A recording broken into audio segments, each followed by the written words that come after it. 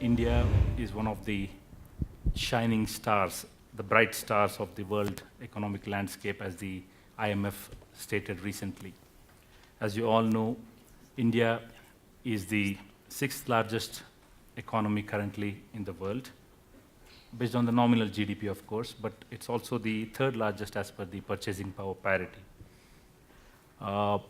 We have had the unique distinction of having the fastest growing economy since 2014.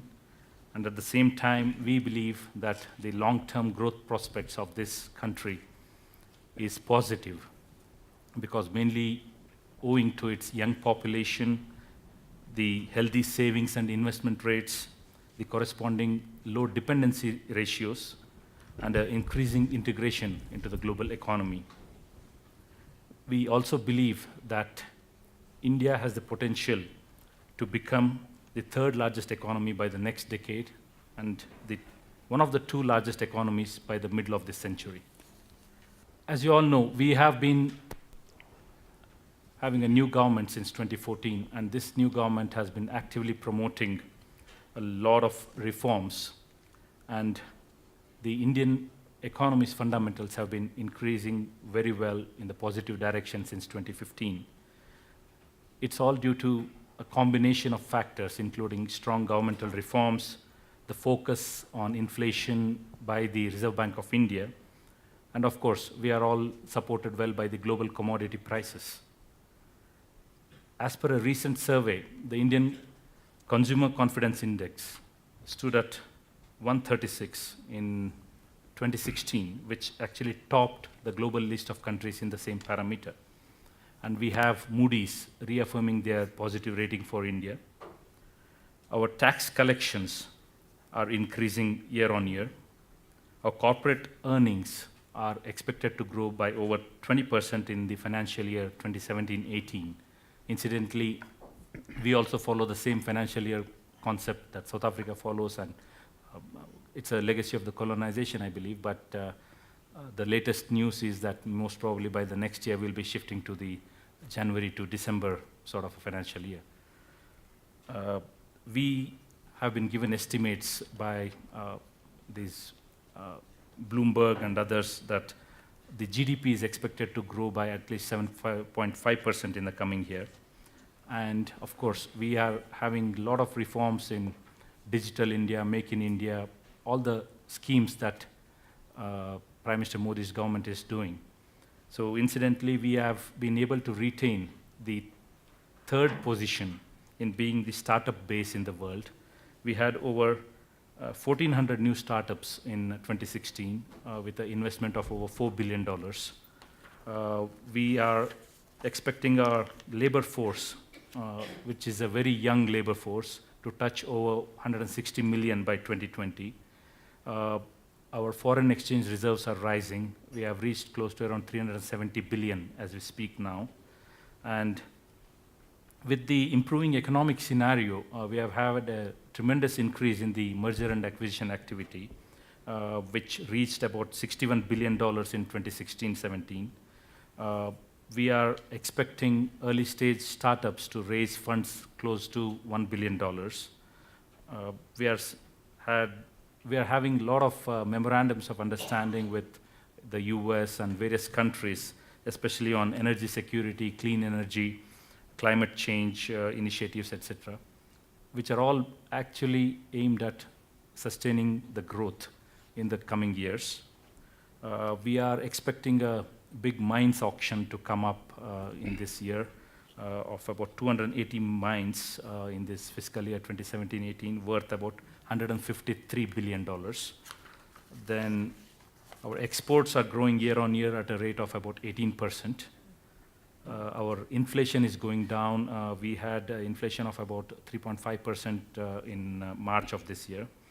Our industrial output has grown by 2.75% in January 2017. This is after demonetization, as you all know. And our capital goods sector has been registering a good growth of about 11% year on year.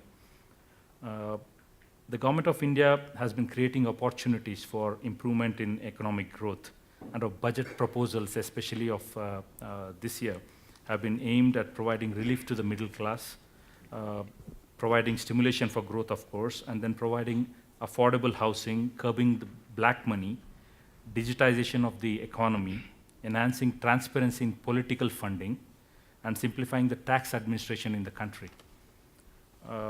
In fact, numerous foreign companies have been setting up their facilities in India due to the various incentives offered by the Government of India, especially under the Make in India and Digital India schemes. Make in India, as you all know, aims to boost the manufacturing sector of the Indian economy, which also aims to increase the purchasing power of the Indian consumer, further boosting demand, and it's a cycle, as you all know.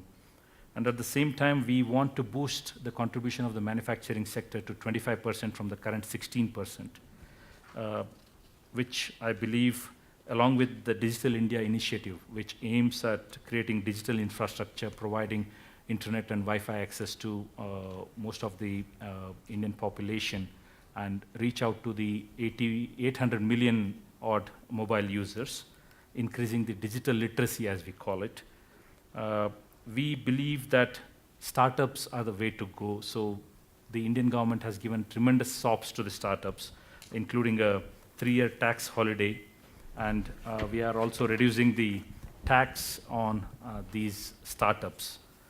We are now introducing single window clearances for most of the companies to open their shop in India.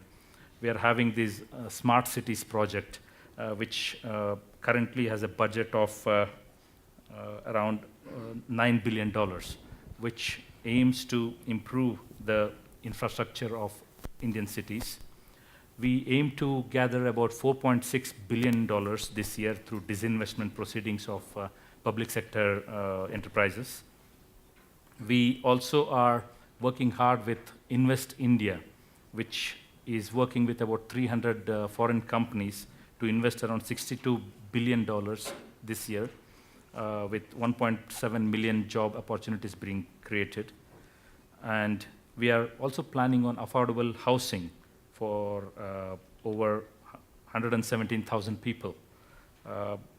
This, I believe, will help in promoting an entrepreneurship, promote training of the people, at the same time provide high growth for the country.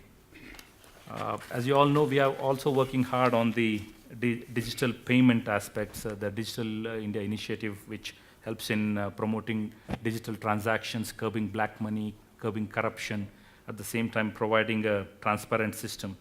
So you would have all read about post-demonetization, how the uptake of digital transactions has increased in India.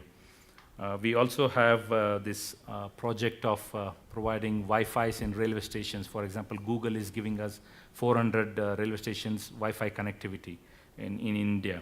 We also have this urban retransformation missions, which have a budget of about $8 billion, wherein we are trying to promote urban infrastructure in smaller cities.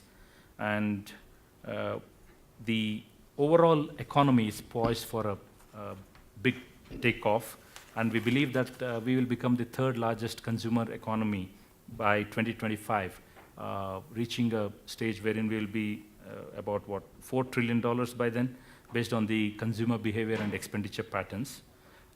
Lastly, I would like to say that our Prime Minister is very optimistic that we would remain the world's fastest growing economy, and we'll grow 5-fold by 2040 through a series of policy measures and the initiatives that we are taking.